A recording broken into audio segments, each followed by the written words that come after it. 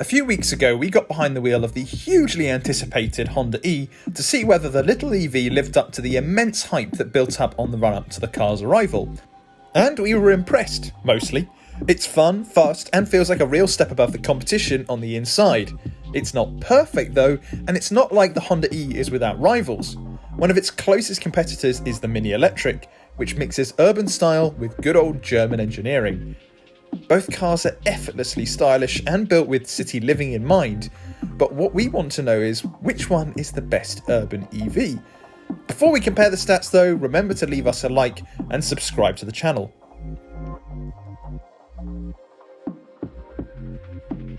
For better and for worse, the Mini Electric looks exactly like a normal Mini, only with a few neon highlights to differentiate it from its combustion engine counterparts.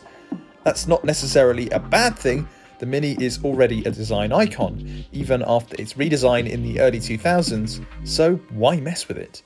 Given that it's pretty much identical to the standard Mini, you get a decent but not class-leading amount of space on the inside and a somewhat dinky boot that measures in at 211 litres, the same capacity you'll find in the regular hatchback.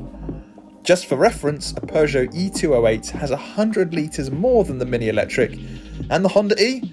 Well, I'll get onto that in just a minute.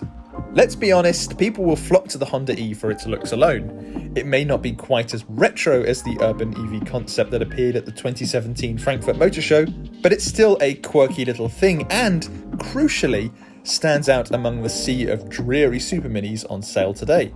However, the Honda E is pretty small. It's noticeably smaller than the Mini Electric on the outside, and things can get a bit tight if you're over 6 foot and need to sit in the back for a long journey. To top it all off, the 171 litre boot is absolutely tiny, especially if you like to take your charging cables with you, as they take up about a third of the space available. While we'd rather have the Honda E on looks alone, the Mini still rocks a stylish look and is more practical than the Honda, so we're handing this one to the Mini.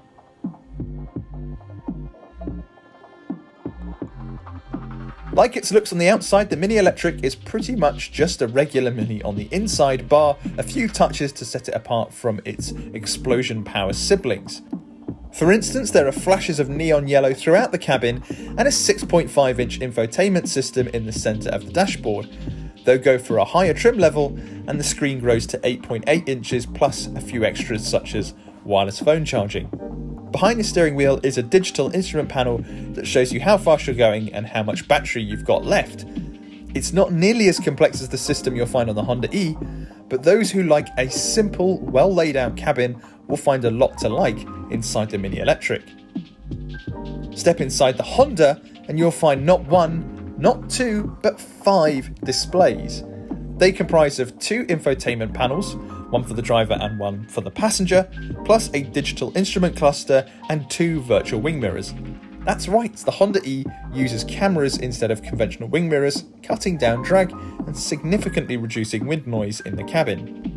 One feature we're particularly fond of is the addition of a 3-pin plug and HDMI cable, so you can, and we have, connect a games console to the infotainment system. Now of course you need to be stationary to do so, but it's a seriously cool feature. Victory therefore goes to the Honda E, despite its infotainment system feeling a little old hat. The screen-covered dash feels like the future of cabin design and is a breath of fresh air compared to the sea of grey plastic and dead cow found in most cars today.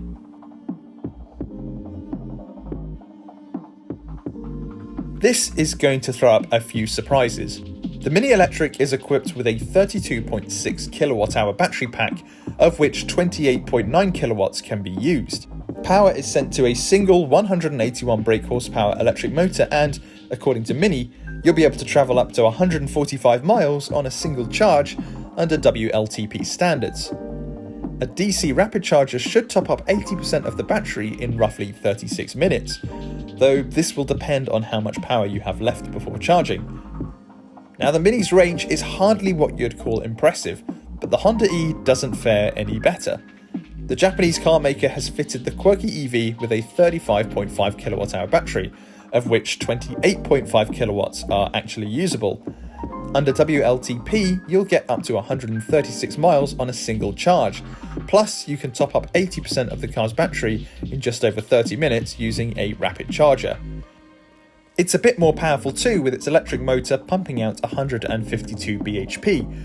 What's more, the motor is located at the back of the car, meaning you'll be able to kick out the rear wheels if you are really, really committed to doing so. But let's be honest, there aren't really any winners here. Neither the Mini Electric nor Honda E can match the Peugeot E208, which has a WLTP range of 211 miles, nor the 245 miles available with the Renault Zoe. So the Mini Electric wins on paper, but we're still shaking our head.